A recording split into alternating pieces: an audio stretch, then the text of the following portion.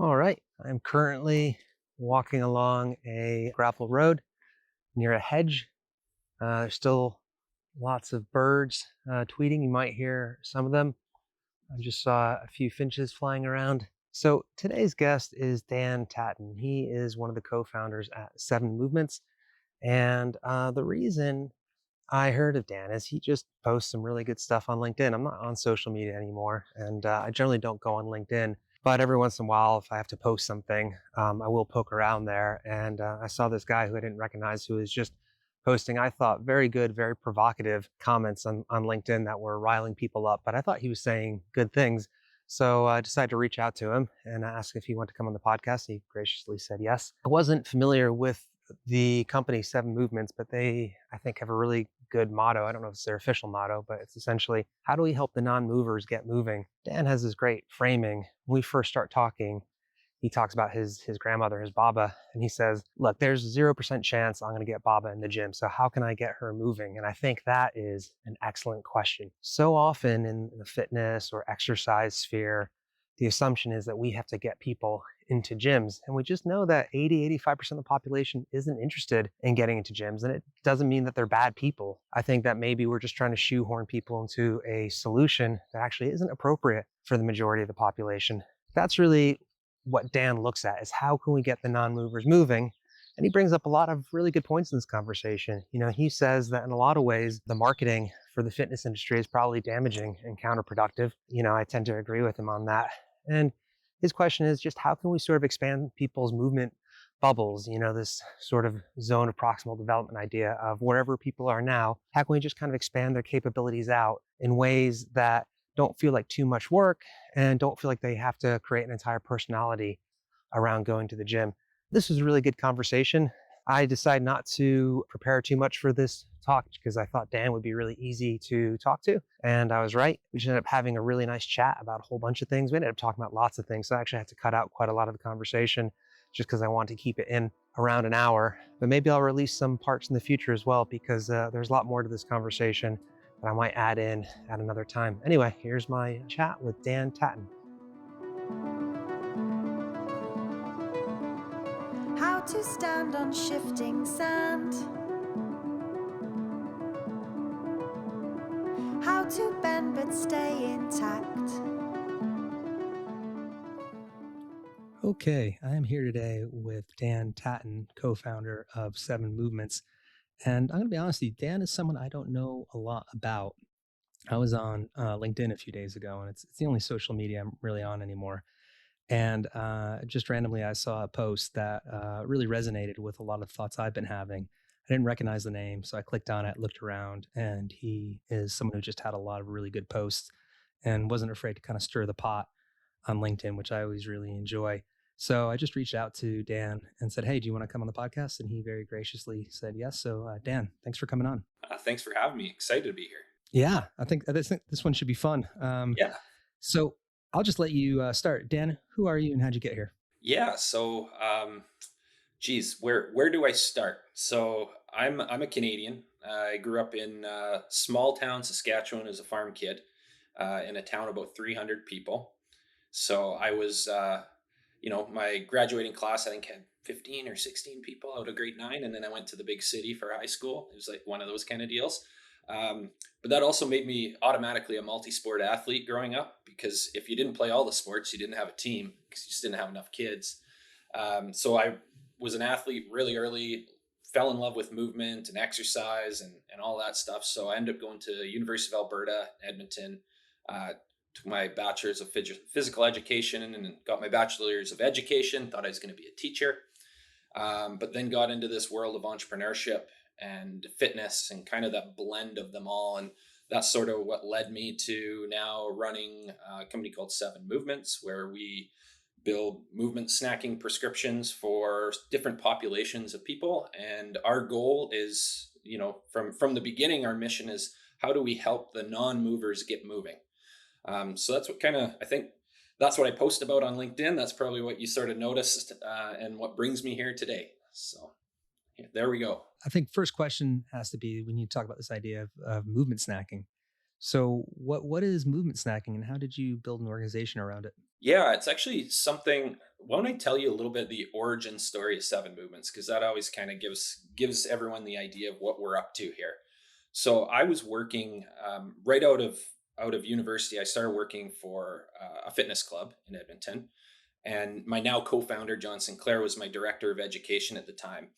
And we're doing all the things that fitness clubs do. You're learning high performance stuff. You're working with a lot of athletes. Really fun, like education that we were getting. But I went to John with a really specific problem, and I said, John, I got into this whole arena of exercise and fitness to bring new people into the gym. I'm really only working with people who are already here and exciting about doing more, which is great.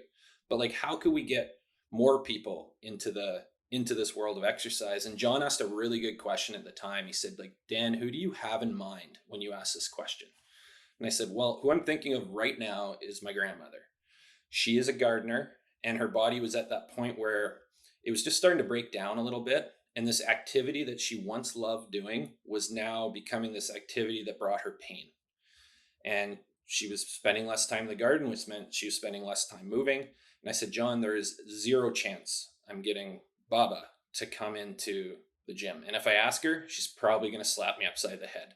But I think there's obviously things that I'm learning that could help her, that help her feel better in the garden. And John said, well, listen, like, why don't we give her little bits of movement she can do throughout the day that'll prepare her for this activity of gardening? And then we'll give her a little bit of movement afterwards that'll help her recover from that activity. I said, okay, I think I could probably get her to do that. And I said, well, how much should we give her? And he said, well, let's just give her like 1 minute movements.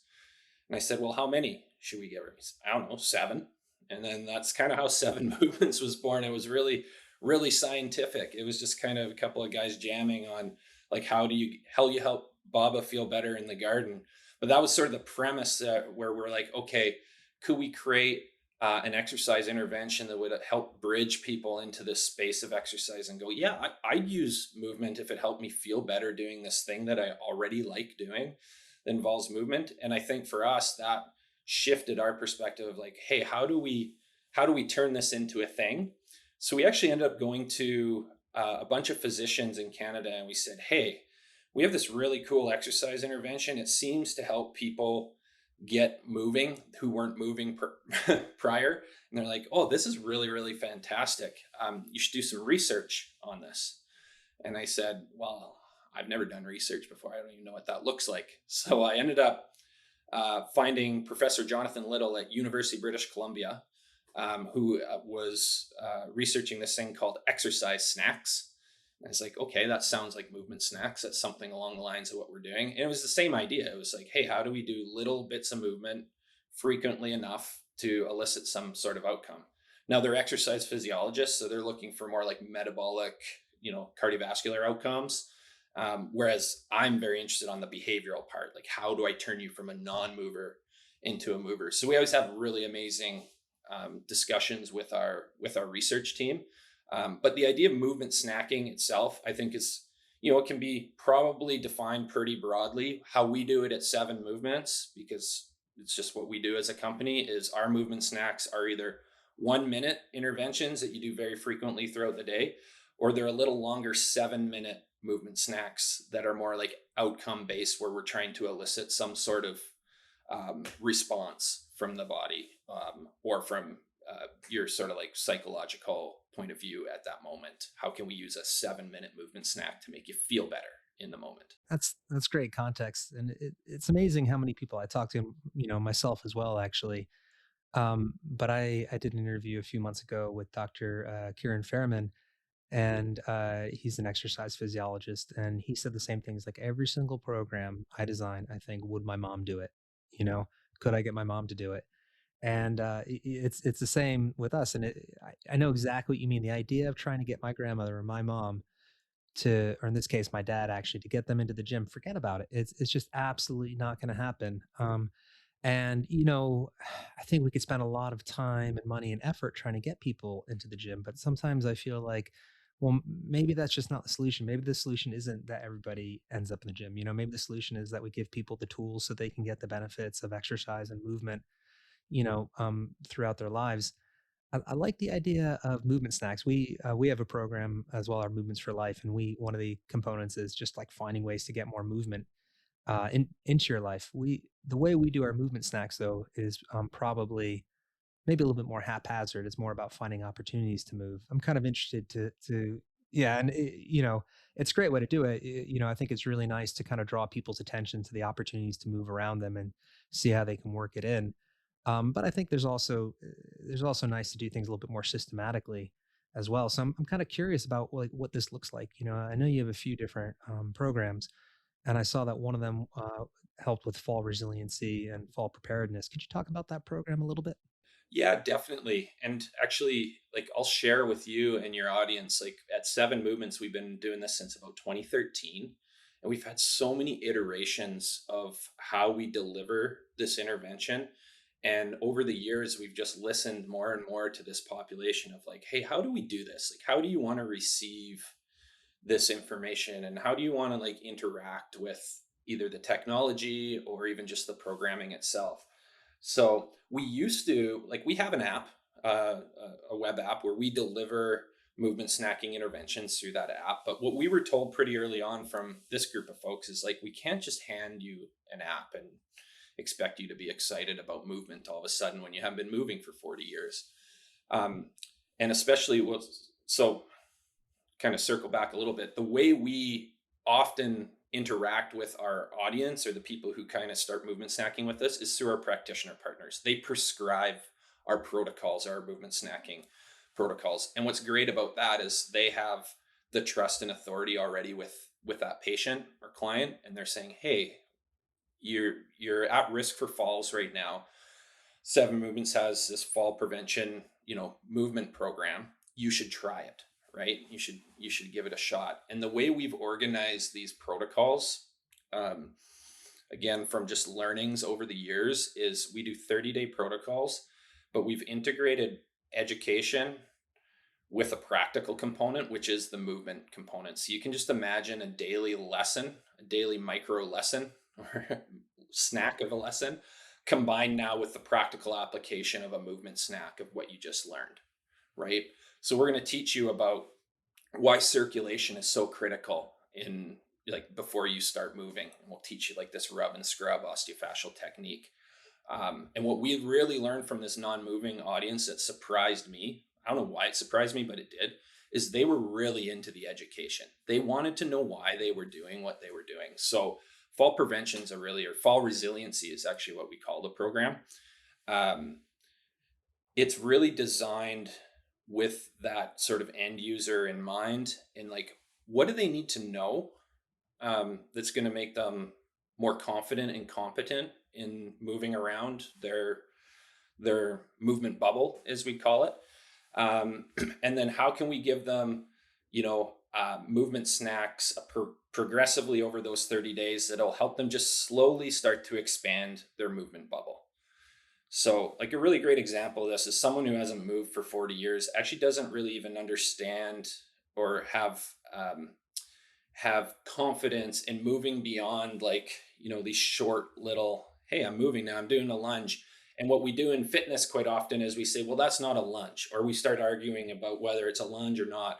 And what we're saying is that's fantastic, you're moving a little bit, that's your movement bubble right now, and what we're going to do is just go an inch further each day. We're going to start expanding, right? And then we'll teach you the concepts of deceleration and all of the things. And now our people come out of the 30-day protocols not just with like more movement competence, but a lot more confidence because they actually know what's going on with their body and they know how they're going to use this. And we just use, like, movement snacking is the tool.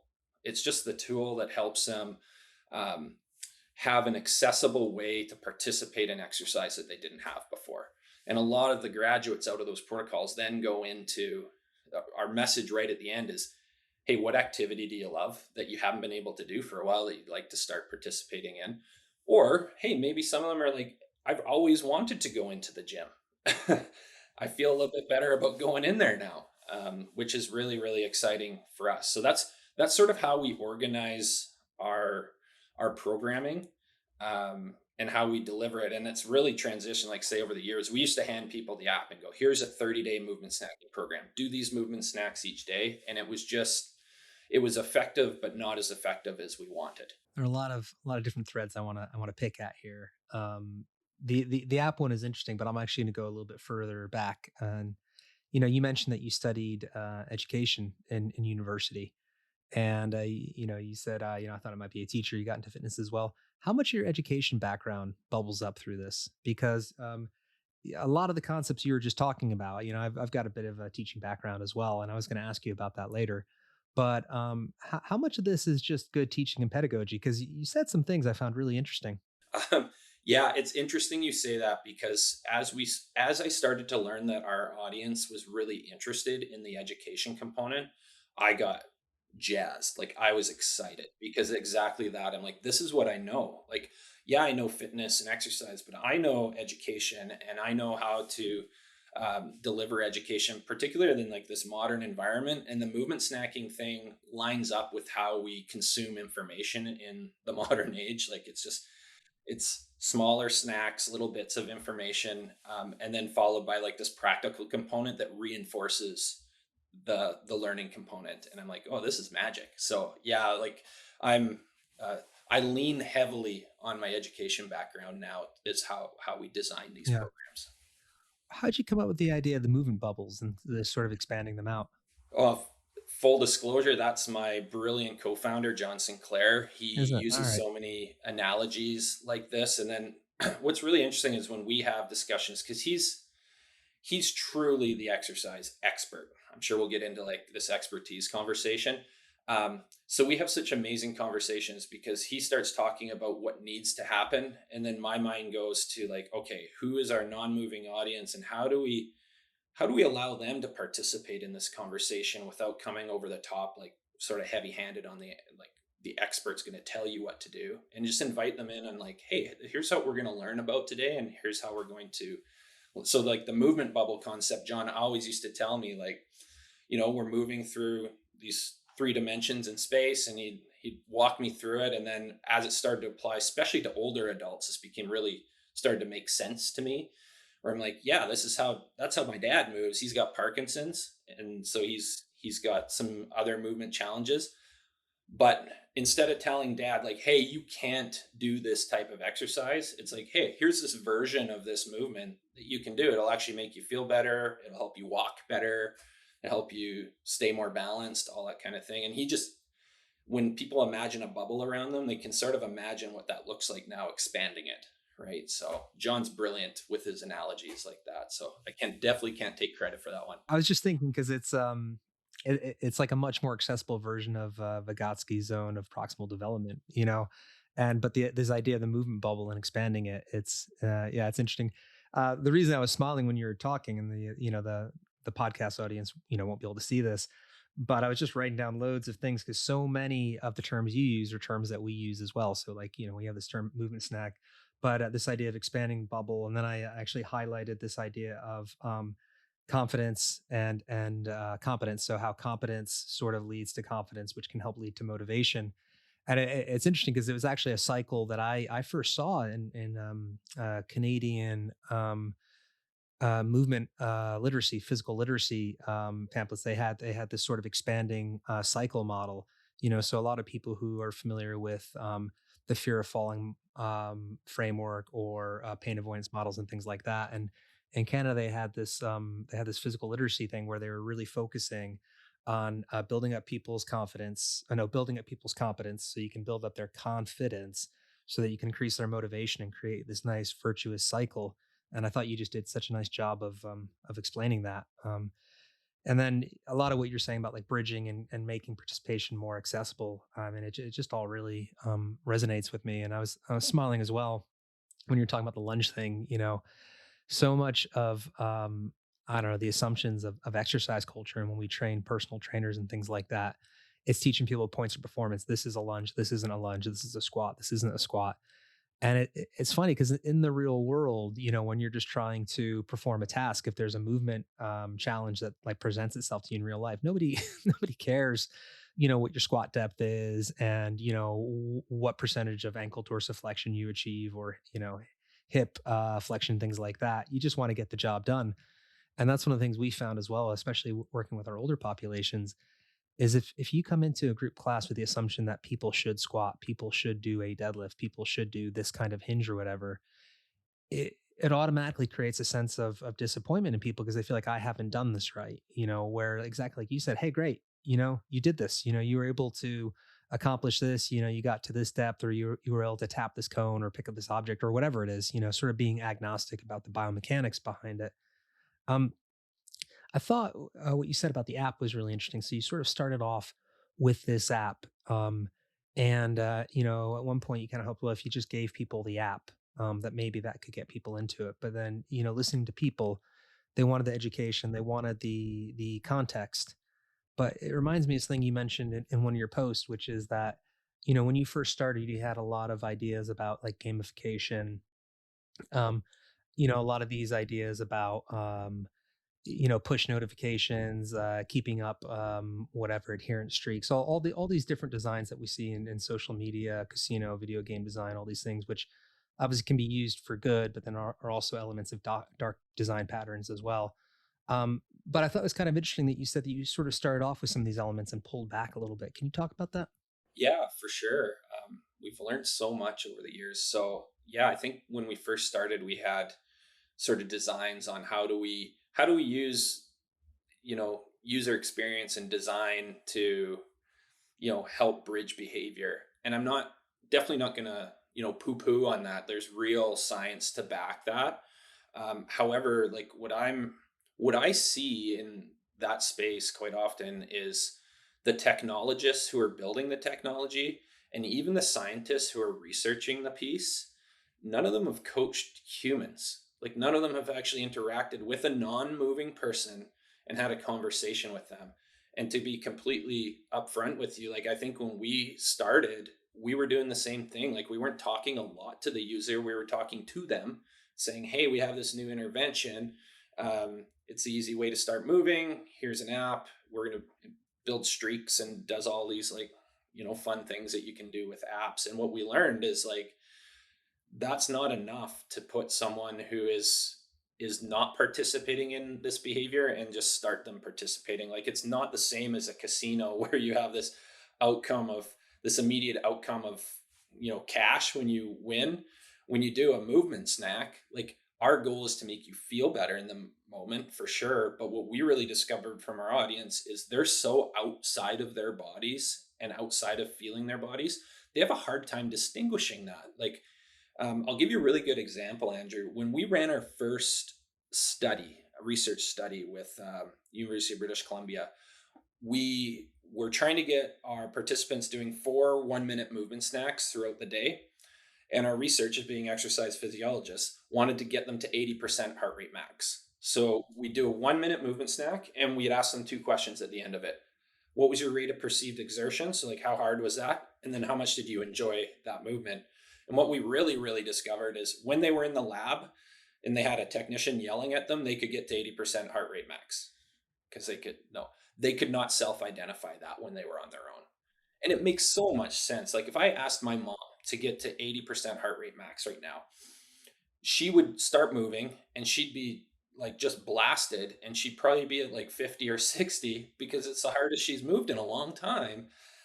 So she'd be like, that's 100%. What are you talking about? That's 10 out of 10. That's as hard as I can go. Right. So it's really just interesting how, I find the people designing sometimes the technology are the ones that have a lot of opinions on how this behavioral thing is going to pan out. And I'm like, well, no, like, have you talked to the people who are going to be using the thing? And that's what we had to learn to do. And it was a learning process because they just straight up told us, this is what we like, this is what we don't like, this is what gets me started. And then the data starts to like come in behind it, and it's like, okay, they aren't lying, they're telling us the Yeah. truth, right? Yeah, that attention between quantification and qualitative is so interesting. And what you said, you have to ask people what works, and it's true. Like with RPE, rate of perceived exertion, that's so relative to the environment. And even for me, like if I'm like I had this a few weeks ago. As I got a little garage gym, and I was just like playing around with some movements, and I was just feeling tired that day, and I was just kind of like dragging him. Well, one of my kids walks in, my 8-year old, And all of a sudden, I just felt so much stronger. Not even because I consciously wanted to, but just because he was around. I just wanted to make things look easy. And it's funny. There's like a set where honestly, if he hadn't walked in, I was just going to call it for the day. I was like, I don't need to do this. Um, but just the presence of somebody else, just somebody watching you, being around your peers, people you respect, whatever, someone you want to impress, and all sorts of things. It's huge, and I think that's the general trend we're seeing with a lot of the home exercise prescription. When the Lift More trial came out, and that's the one that's really influential amongst bone density, bone mineral density, osteogenesis, things like that. And it kind of uses that initially used that sort of like classic strength range of around 85% and above. And the idea that you can apply 1 rep max percentages to an untrained person and have them get a sense of it, it's just it falls apart so quickly because what somebody's 1 rep max is going to be the first time they've ever held a heavy object, and where it's going to be in a few weeks, it's going to explode, and that's going to have nothing to do with muscle growth or anything. It'll just be familiarity, confidence, all these things. So I think it's great that you identify that, because one does see that if you work with certain level of expertise of exercise physiologists, especially people who are maybe used to working with college athletes or people who have naturally have high motivation. You're right. What's true for someone who considers himself a mover or a fit person is completely different for someone who's never thought about that before. And I think that's a huge consideration.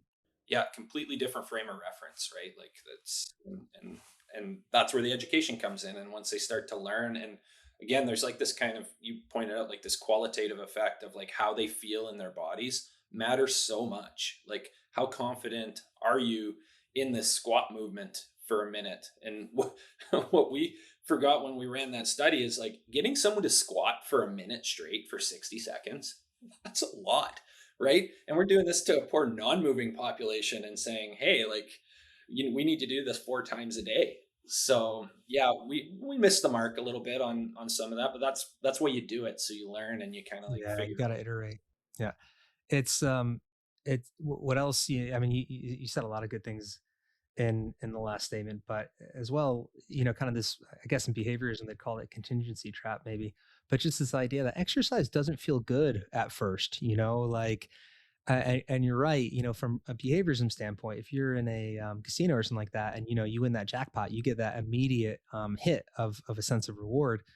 But you're right, there's this sort of lag that happens, where it takes a while before people can start enjoying it. And as you were saying, sometimes people don't have even the vocabulary to talk about the difference between soreness, pain, discomfort. So how do you lead people into that, into creating something that's like meaningful? And I wasn't going to ask this question, but maybe I will.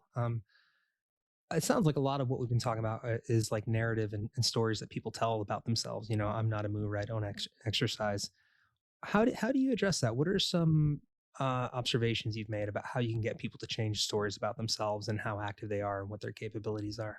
Yeah, it's actually a really good question. And this is why actually I love this idea of movement snacking, because it's so accessible and accomplishable by pretty much anybody, that they can, if you can make someone connect moving with just feeling better, their whole perception of exercise changes. And actually, my dad's a really good example of this. Like, here's a guy with a metal rod in his back from a scoliosis diagnosis when he was 15. So that's how they used to do it, right? Just put a rod in there.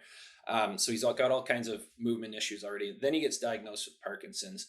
He's not thinking of himself as a mover, but then we give him just a couple little strategies that he can do 1 minute at a time, so it's accomplishable. And the first thing he said to me was like, Dan, I can actually do these. This is really like, that was really, really interesting. And then actually, we just got feedback last week. We're working with a 91-year-old, well, a home care nurse was using our program to work with a 91-year-old. And she sent us a little video of him doing his movements. And the first thing he said after completing it was, "Well, these were really great. I could actually do them. I could do this." And he was smiling and like happy. So like there's so much of what we've done in fitness and exercise that has dissuaded people from participating in what we want them to participate in, because we gave them too much dose at the wrong time. We know this across medicine, we know this, but for some reason we don't apply it to exercise and movement. The right dose at the right time is critical. And like that's again, that's why I like we actually used to call this microdosing movement. That's how we started Seven Movement. But we got so many comments about, are you talking about Yeah. mushrooms? And we're like, no. So then Yeah. we just like, okay, that's movement snacking. But the idea of microdosing um, your movement throughout the day to get started, getting that right dosage is easier to do when you're kind of programming via movement snacks, especially for this population. So yeah, to get a non-mover started moving, you have to make them feel good, and they have to attribute feeling good to the movement they just did. And we can do that with really good exercise programming. I think everybody who programs exercise knows that. But sometimes they just, for some reason, we move to like 30, 60-minute sessions are needed because we have to hit these arbitrary numbers we've set up for people to hit. Let's you said two things I want to follow up there. So um I guess the first one you kind of mentioned that a lot of the fitness industry tends to make people feel bad for whatever reason, maybe making things more complicated than they need to be, or maybe setting the bar too high, and and these expectations that just are like beyond the adjacent possible, things that people can't quite grasp and doesn't even feel doable. Um, yeah, and let's go with that question first. Why do you think that is? Like, can you give some examples of what you've noticed about assumptions of the fitness industry being out of sync? And why do you think that is? Why do we fall into those patterns over and over and over again? Yeah, it's a really, really good question. And, you know, I love people in the fitness industry for the most part. So I just want to qualify what I'm about to Yeah. say with that. The way we market fitness is damaging people. It's straight up damaging the majority of people who are hearing it. And if you look at most fitness content, scroll your socials, it is about the individual participating in exercise. It's all about them. Look at what I can do. Look at how fantastic I move.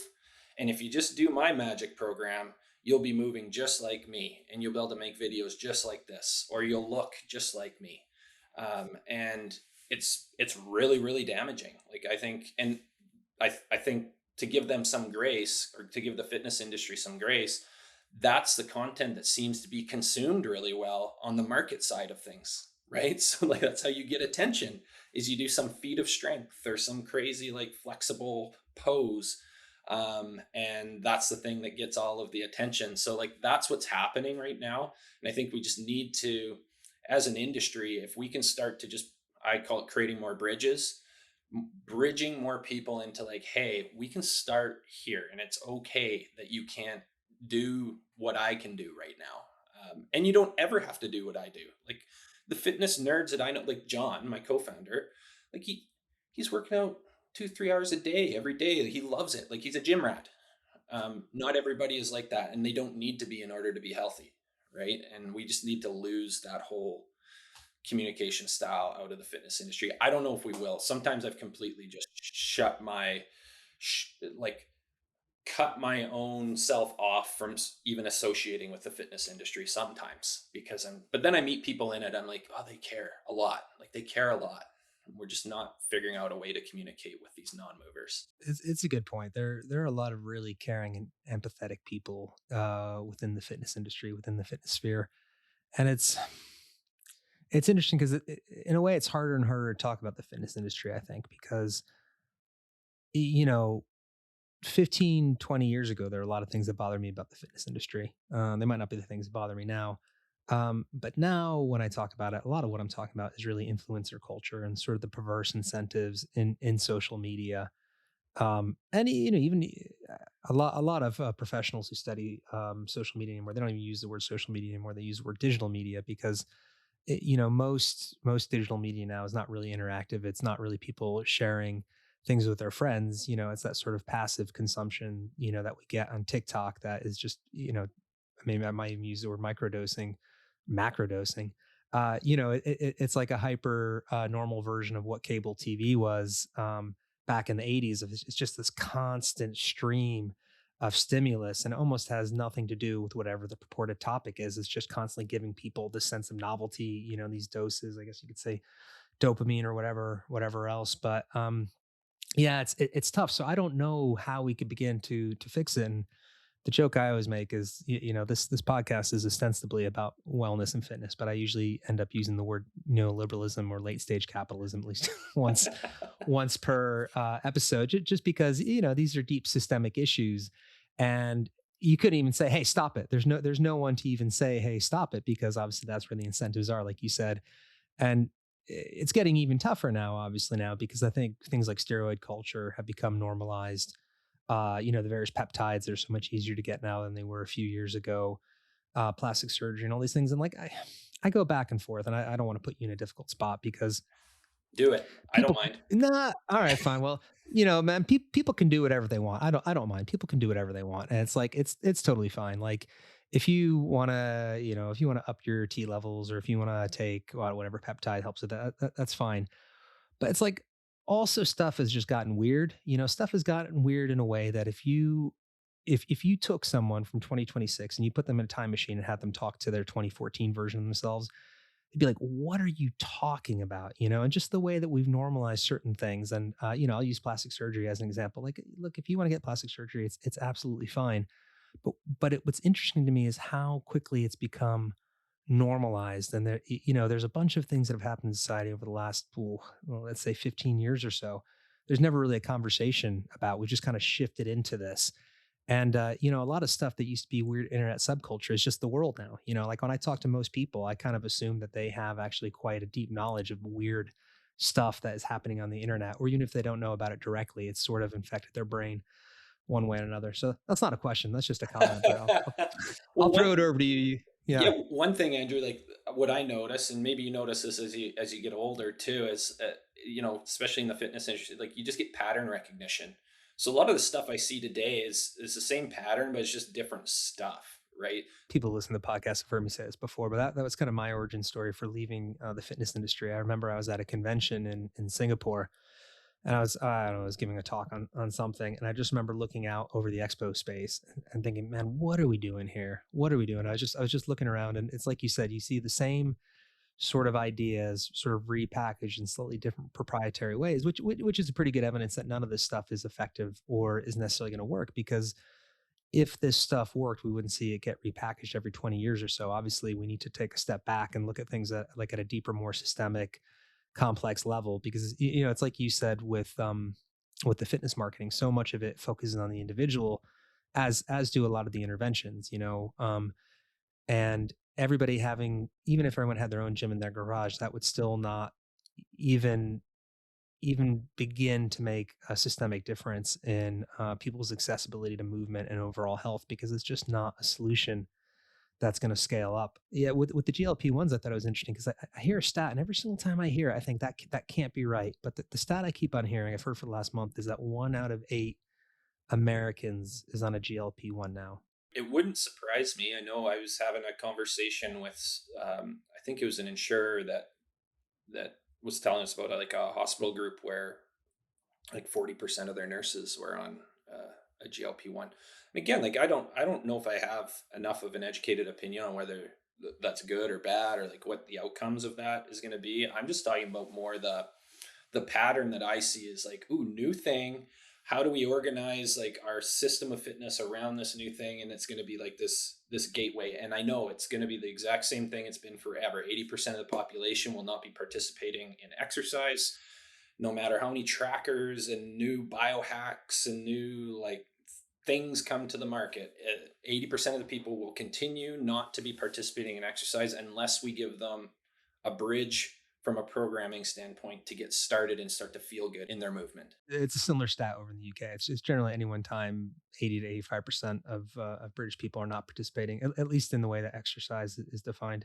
Yeah, and to be fair, I don't know if I have an issue with GLP-1s or not. I don't think I do. I think if you're someone who struggled your entire life with weight or food noise or food anxiety or whatever, and if you have something that suddenly makes it easier for you, I think it's fine, because I also think it takes out the sort of moral component that's always been tied into body image, that people are morally superior if they're thin, and it's some sort of, I don't know, people have some sort of ethical deficit in them, if they're not thin up to a certain level. And so I think that's fine. I mean, and the pendulum will swing back and forth as well. I think we'll continue to see people use GLP-1s for a certain point, and then Do you remember the Dr. Seuss book, the Snitches, the Sneetches?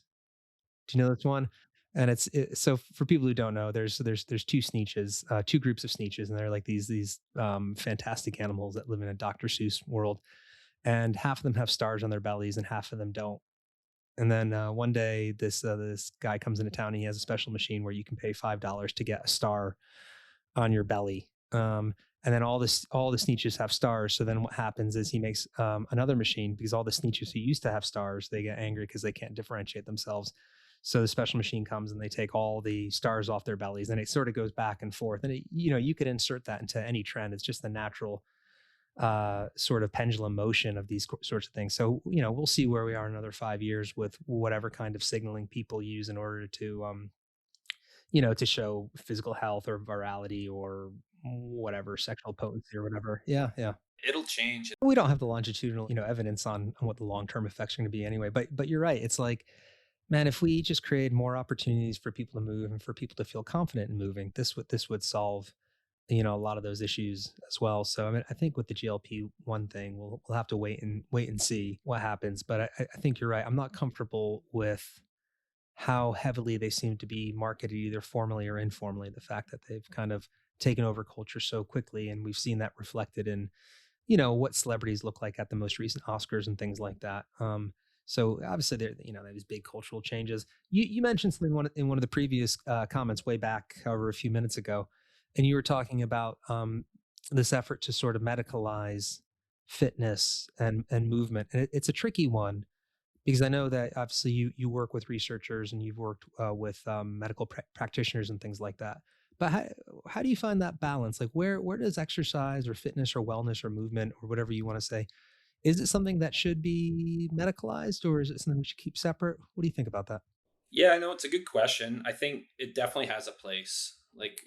Movement, like this is a conversation we have with our physician groups all the time. Is like movement should definitely be part of patient care plans, without a doubt. Now, if the question is, should fitness be part of patient care plans?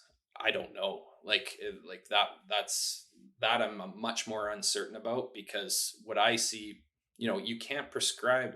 I'll just go back to this, Andrew. You can't prescribe a non-mover a 60-minute fitness class. It's a bad idea for their care plan. It's not going to help them. And I think what's happened over the years and why fitness has had such a hard time integrating into the medical space is because of that headbutt. The doctors know. Hey, I'm going to give Fred, who's 75 with multiple sclerosis, I'm going to tell him to go and do a 60-minute hot yoga class. What? Like, no, that's not what we're talking about. So like that's where we're trying to really come in and bridge and say, hey, we always want to get them more competent and more confident in moving. We use this movement snacking approach that's super accessible, accomplishable by everyone, and that's going to bridge them into then finding something they love doing, because that's what's going to hook them for the long. Like where we're trying to go is like, hey, how do we find you an activity you love that you're going to do forever that involves movement, and then we're going to win, right? Yeah, this is one of the things when you were first talking, I was nodding my head because it's one of the first things we do in new groups is we sort of do a brainstorm. What movements, what activities are meaningful for you? Either things you used to do or things you'd like to do or things you're currently doing that you want to maintain. And again, it just anchors it. And it's one of these things we see about recovery as well. When the people talk about the pain avoidance cycle, anyone who's experienced an acute injury and they're dealing with some form of pain as a result of it, it's being able to identify those meaningful activities that can pull people out of the hole and say, hey, look, whether it's gardening or playing with your grandkids or being able to travel or something like that, if you can anchor that to a meaningful activity, then all of a sudden you can build up that motivation to do something. And I think it is interesting for me how often the fitness industry sometimes fails to do that as well. I think sometimes people love exercise so much that they don't understand that increasing your back squat by 2% isn't going to be a motivation for people in the way that picking up your grandkids might be. And that it is, yeah, it's another one of those things. And again, like you said, it's like, there's great people in the fitness industry, but sometimes I think there's a disconnect. Um, it's like any other kind of bubble. You spend a lot of time in it and sometimes you get surprised at the fact that, the subculture you're a part of is actually quite unusual. Um, So you mentioned something. You're talking about this idea of activity, and you're kind of talking about movement versus fitness. And it's one of the things you talk about a lot on LinkedIn that you've mentioned a few times before. Is that sometimes experts really like to argue about these minute details. And one of the things you mentioned a lot is this argument over, does walking count as exercise, or what's the difference between exercise and physical activity? I get the impression that kind of grinds your gears a little bit. Can you talk about that? Yeah, it really grinds my gears, mainly because I know what it does to the people who they're trying to impact with that messaging. Because now, if I'm walking every day and now you're telling me, oh, like I don't exercise, who are you to tell me that I'm not exercising?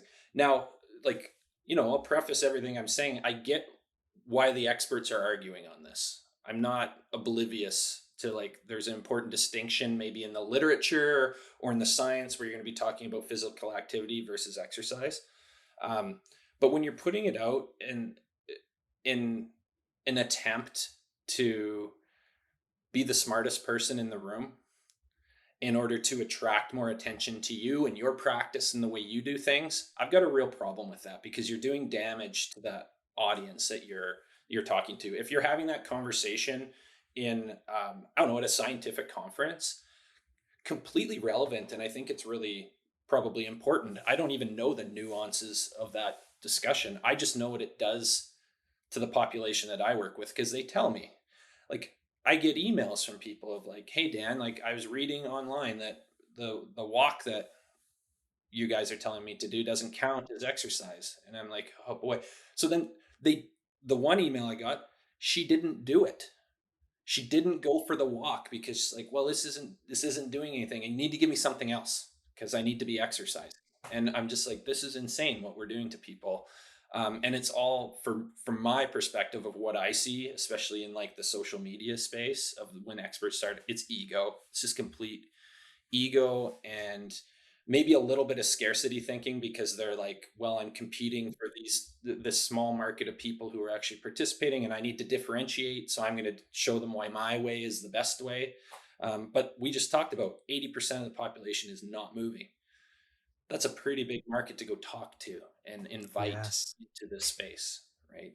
Yep. It's really interesting how often the fitness industry people try to like burrow down into the most extreme version of something, and trying to like really, prove that they're the strongest, they're the fittest, they're the most flexible, they're the most extreme, whatever. It's like you guys are like focusing on the wrong thing. There's this other 85% of the population, and you use the word bridging very well in this regard.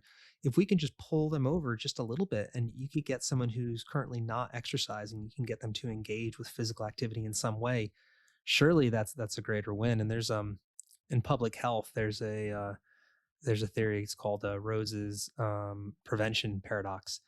And if you can just imagine a big normal curve, and and what this guy says is like, we spend so much time focusing on the most extreme versions of things. In this case, he was saying like, if you look at a population, a normal curve, and whatever sort of towards one outlier that has high blood pressure, instead of just focusing on the people that have high blood pressure, if you could just get like sidewalks in a city so everyone could walk a little bit more, then it would have so much more of a greater effect, and it would prevent so much morbidity and mortality.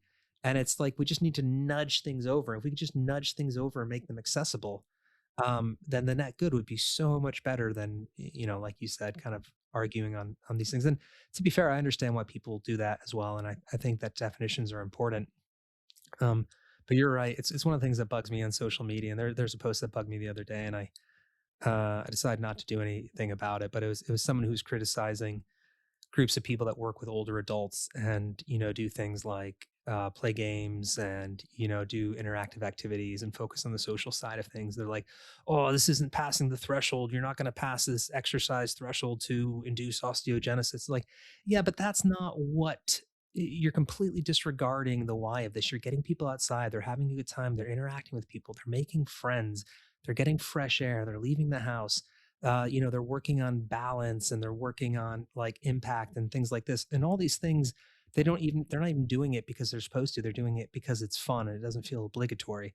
And the idea that you haven't passed a certain threshold of ground reaction forces and therefore it doesn't count, it's just ridiculous because it's like you said, people catastrophize. You draw this line in the sand. It's like, oh well, this study says you have to work at 85% of your 1 RM, and by my calculation, you're working at 83. So probably nothing happened. And it's like, why are we doing this? This isn't moving the ball forward. Like, surely we can celebrate that people are engaging in this. And then perhaps if you wanted to, you could get them to take the next step if they found it was interesting. But again, I'm not going to get my grandma in the gym. Yeah, we see it every day. Like, um, as people get confidence through, like, in our case, it's movement snacking. Like, they get a little bit more movement confidence. They go and try things, and then by trying things, then they go and find some friends, and now all of a sudden they're part of a hiking group that they weren't part of before, and that's going to be like the true impact that comes from all of this. And for some reason, we just can't we can't wrap our mind around how how critical that is, and we miss the mark so much, in fitness. Like, one of my favorite analogies that I always use, when I'm presenting seven movements is, um, you know, are you a skier, Andrew? Have you ever done any skiing? I did some skiing this year, and I can't say I'm a skier, but I have skied. Okay, so if you're in the audience, you've skied before. I spent about a decade in the Canadian Rockies, so skiing was a big thing. But what you don't do with someone who hasn't skied in 40 years is take them up the chairlift to the top of the mountain, double black diamond, point their skis down, and say good luck. Because what will happen? One of two things will happen. They'll get hurt, which will really suck, or two, they'll get to the bottom and they'll look back up there and go like, "I'm never doing that again." Like, that was brutal. So, like, in at most ski hills, you have something called the bunny hill, and that's where you go and you learn your edges and you kind of progressively get more confident, in moving on the hill. And like, that's what we're trying to achieve with what we're doing. Because it's not that going to the top of the mountain, going down isn't a good thing. That's a good thing, but we're, again, giving the wrong dose at the wrong time to the wrong population, and it's doing significant damage. We know it is because that 80% number is real. Yeah, I think you're exactly right, and I think that analogy is really good as well. I think of, I mean, I've used this analogy before in different contexts, and also in terms of like learning and skill acquisition, ecological dynamics and stuff. But I think of my kids when my kids were learning how to swim, and we spent all this money on swimming lessons because where we live, there aren't a lot of swimming pools. Scotland's cold; people don't have pools, and the same thing in England when we were living there. So you spend all this money to get the kids in the pool, and it's like this thing where there's like 30 kids, and the instructors are great, but essentially it's jump in into this Olympic swimming pool, and you do all these drills and everything like that, but they never have a chance to have a good time, and they're always like so worried about like the depth of it and everything like that. And then we spent one summer near a beach, and they had access to this nice beach with a slope. They could go in as much as they wanted to. They could come back out again. They could explore. They could do it at their own pace. And they also had access to a pool that summer as well. And then by the end of the summer, they loved it. And the total hours they spent swimming probably were not nearly as high as all those swimming ones that came before, but they learned more in one day, I think, of just having that freedom to kind of hit that right dosage, that right, I don't know, that right exposure to it. And then, then it clicked. And you're right. It's not so much about what's just happening in that one specific acute session. And you mentioned this. It's like if people can go out and try new things as a result of that, the downstream effects of that will be so much greater. If people feel like, you know what, I've been doing this, and maybe I will join the walking soccer league or the walking football league, or maybe I will join the hiking group or the walking group or whatever. And that's how you start creating those virtuous cycles, is again building up people's confidence so they can go out and try new things. And I think that's so much more powerful. But obviously it's very hard to quantify. You couldn't do a It'd be very hard to do a study. I guess you could do an observational study, but it'd be very hard to organize a study that was able to show that. Totally. Yeah, well, I think that's part of the challenge when you get into like the expert arguments sometimes, because they're they're really good at like telling you exactly what needs to happen until you apply it to real people, and then you're like, well, nobody's doing your optimal thing, so it's kind of to me that becomes irrelevant. Maybe that's wrong way of thinking about it, but that's how I think about it. Is like, okay, you created this optimal way of doing X. Great. If zero people do it, who cares? We've got about 10 minutes left, 7 minutes left. And that's kind of where I kind of want to take that the idea of, I guess the idea of optimal, which is, which is funny. And I end up talking about that a lot on a lot of our episodes. And there's this great paper. It came out last year, I think 2025, and it was the myth of optimality. And it was talking specifically about biomechanics, but just this idea of defining optimal is so silly because if you haven't established the why somebody's doing something of a specific task, you can't really define optimal. So, the idea that you can apply like two-dimensional biomechanics models derived from someone running on a treadmill, that you can apply that to whatever, like a soccer player running down the field. It's like, it's not the same thing. And like the why of people doing things, and they use the example of walking. If you're walking down the street, you have to look at the context of why somebody is walking. Is it an icy street? Are they in a hurry? Are they not hungry? Is there someone attractive across the street and they're trying to impress them? Is there someone intimidating down the street and that they're trying to look tough so they don't get messed with?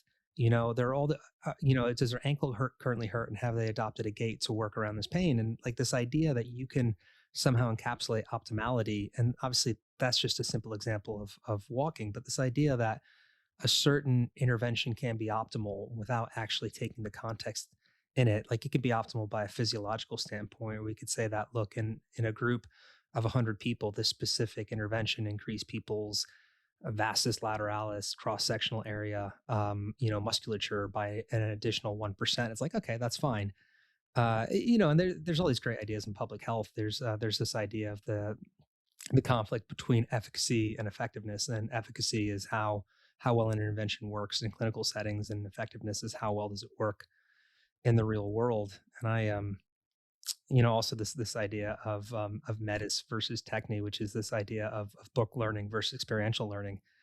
And you're right, man. I mean, like the most optimal plan in the world isn't going to work if you can't get people to do it or adhere to it. And therefore it's, good advice not taken is not good advice. Well, the whole concept befuddles me, especially like as an observer. Well, I'm not so much a practicing movement professional anymore.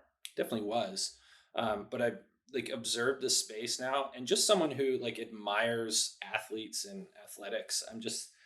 I'm a Canadian, so I'm going to go to like hockey right now. So sorry for the European audience. Hopefully, you guys are hockey fans Yeah, over there. we've got But hockey there. Yeah. the greatest skater in the game right now is Connor McDavid, right? If you would have talked to any sort of like skating coach before Connor McDavid came along, they wouldn't have been talking about his skating style as the optimal skating style. They just wouldn't have.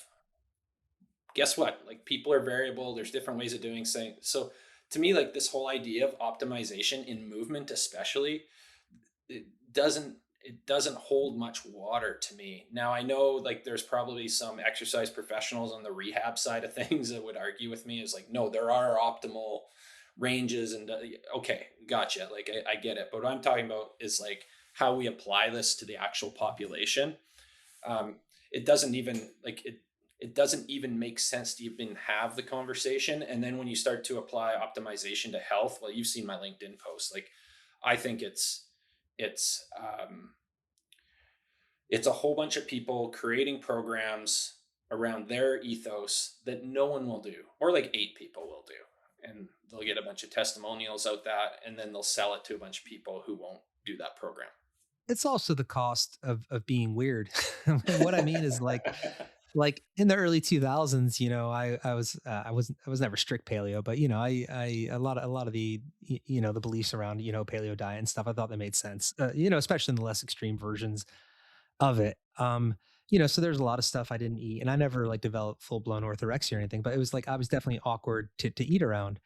And I would be in these situations where I'd go back home and visit my family, my grandparents or whatever, and they'd make me something. I'd be like, oh man, I shouldn't eat that. But then I'm like, no, man, like whatever mechanistic belief system you have about what's healthy or not healthy is not going to outweigh the fact that my grandmother's just made me like a really nice dessert, and I'm going to eat that dessert because of the social importance of that. Now I'm not saying if somebody has dietary restrictions and they know it's going to make them ill, or they have bad reactions or whatever, they should ignore that. That's not what I'm saying.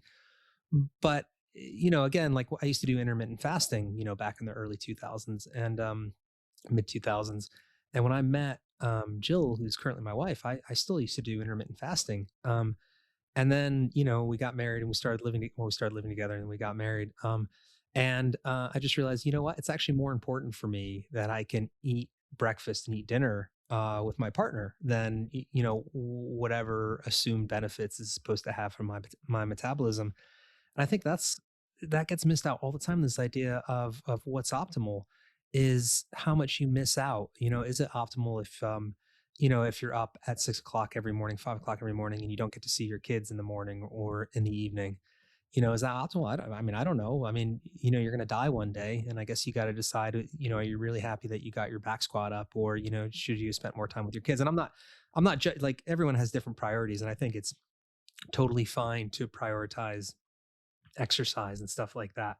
But I think sometimes when we get these programs and we look at them on a sheet of paper with these specific dietary restrictions and timings and things like that, one needs to step back and look at the world that's outside of the spreadsheet and think, well, what is this going to mean for the people around me? How is this going to affect my relationship with my friends? Am I still going to have time to play pickleball or pick up basketball with my buddies? Am I still going to be able to go to a cookout and have a few beers and eat a hamburger? And is that actually worth it in the long run? Just because I would like to be able to get my body fat percentage down by 2%, and I don't know. I don't know if that's worth it. On the individual level, Andrew, like you say, different strokes for different folks. Like that's great. But when, like, I think where I get frustrated is quite often the the expert class is always looking for, if we just find this optimized way of doing things, then everything's going to be great. And we just know that's not true. And we're seeing it more and more now because it's like, well, now we can use AI and it's going to do X, Y, and Z and trackables and data. And guess what? The needle on people moving versus not moving is not changing because of all of these amazing optimized programs. So like the at that expert class level, like we need to be better than that. On the individual level, yeah, make your choices. Like, hey, maybe you want to eat, just meat for the rest of your life, I guess. But like, go for it. I'm not going to have that argument with you. But on the expert level, like seeing optimization as the path forward to long-term population health change is, like, to me, a ridiculous notion. It's not going to happen, and the evidence is all around us. It's exactly like you said at the beginning of the episode. When you were talking about when you're first working in the gym in the health club, that a lot of times one's just preaching to the choir or just seeing people who are already active, and it's just taking people who are already at whatever 85% and moving them up to 86%. And it's true because we have all this quantified self stuff now. But again, is that trickling down in a meaningful way? Are we seeing it? It's what was it? I don't remember his name, Sobel's paradox, but the guy who said, we're seeing the computer revolution everywhere, except in terms of productivity. And I think what we've seen is we're spinning our wheels much faster, and we've got more plates up in the air, that we're spinning and juggling and things like that. Is it actually turning into anything meaningful? And I suspect that statistically it probably isn't. You could have three or four wearables hooked up to you. Again, if you're wired that way and you find that interesting. But if we're going to look at a population level, is that moving the needle over? And I suspect that it's probably not. So I think you're right. I can share with you a little bit of survey data from our users. So like our population is obviously this non-moving population. That's the majority of who we work with. There's a lot of people who are exercisers who movement snack because they see the benefits because they have like a sedentary job and they're like, I need to move throughout the day so I can be active. But the majority of our audience is non-movers, and we actually surveyed them to ask them about like our next stage of development on the technology side, and ask them about like artificial intelligence. Would it be valuable for us to put like an AI coach in here that would tell you when to move, or like what your optimized times of moving is, and would you like wearable integration and that kind of stuff? So 90% of people said no AI. We don't want it at all. 40% of those people told us they would leave our organization completely if we did anything like that. So like that's how much they care about that as a behavior change mechanism. Now my like AI friends who I love and adore, um, who would push back on that and go, well, they just don't know what they want. And I'm like, oh, so you know what they want better than they know what they want. Got it. Like I've heard that song and dance before, but it was really interesting from that population. They were not interested in the wearable thing. They were not interested in AI. What they really, really wanted was more accessible ways to move, more education, which was wild for me to hear. I was like, really? Like, you want more of that stuff? And the other thing that we asked them, that probably you'd be interested in, is like, what were some of the reasons you think you became like not interested in exercise? And what one of the things that surprised me was a childhood interaction with their physical education teacher that came up a lot. And I was like, oh wow, so that was imprinted so early, they just decided, hey, I'm not an exerciser. And then probably the second highest one was they tried joining a gym or took a fitness class and it destroyed them. So I'm like, oh, okay, like that's really, really interesting. But the phys ed one upset me quite a bit as an educator and as someone who's trained in phys ed, because I'm like, okay, I know what that is. I could see it happening. Someone making a comment or someone saying something or belittling somebody or pushing someone too hard. So anyways, I just thought you'd find that data quite interesting from our survey users. I would like to look into that because there are some new stats that came out in the UK, and it was very, very similar. Self-reported physical activity. It was the same thing, and it was really interesting. It wasn't specifically a PE teacher, but it was people's experience in PE growing up.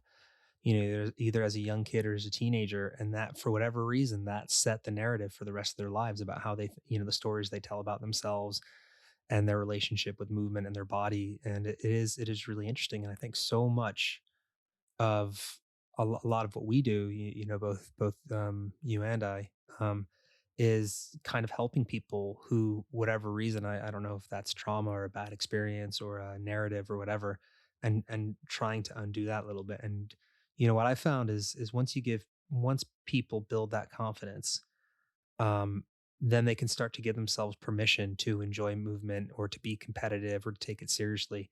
But sometimes for those first few months, it's like you can just tell that people, they're not even, their bodies aren't even letting them, they're not even letting themselves enjoy it. And they're almost afraid to really push themselves. And then hopefully you see that change over time. And all of a sudden people gain that confidence and they realize that actually they really do like it.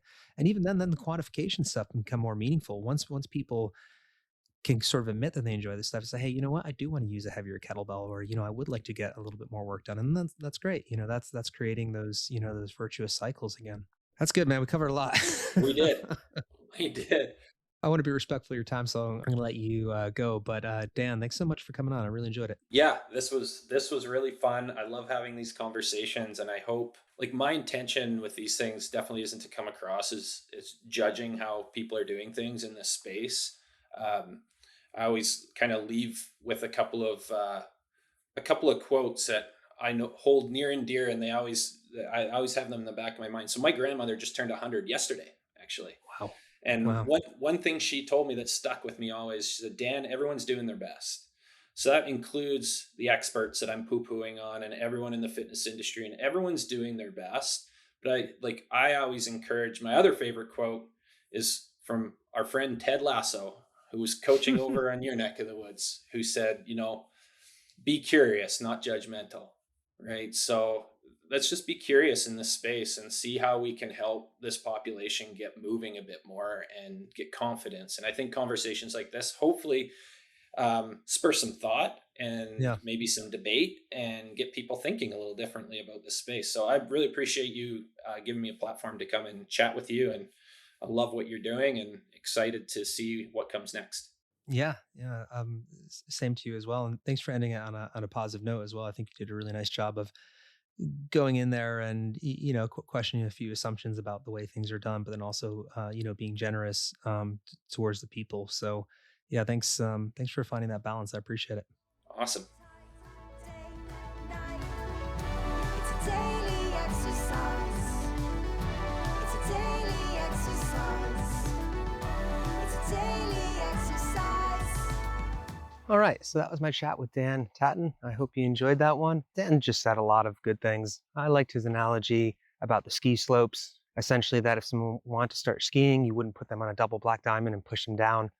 the mountain, you would start them off on a bunny slope and gradually build up their confidence. And it's very similar to what other guests have said. Jarlo Alano has that good analogy about saying, if someone hasn't played guitar before, you wouldn't put a guitar in their hand and tell them to do a solo. You need to have that element of practice and building up confidence before you just let people go out and do whatever the most intense or extreme version of something is. I thought that was really thoughtful. And I also thought it was useful. He said, look, the point isn't to get people to do movement snacks. The point is to get people back to whatever it is they love, whether it's gardening or DIY or playing with their kids. I just think that's such an important message. And, sometimes it's sort of implicit in a lot of the traditional gym marketing, but usually it's not. Usually there's this big focus on aesthetics or competition or all these things. It's like, if you're wired that way, it's great. But if you're not, I don't think people need to feel bad because they don't want to go to the gym or they don't really care about whether or not they have a six pack. So, yeah, I hope you enjoyed that conversation. If you did, please leave a nice review on wherever you listen to podcasts. And please do also just leave a comment or something like that because we really enjoy reading them. And it's nice to know what people are getting out of the podcast. All right. Have a good day.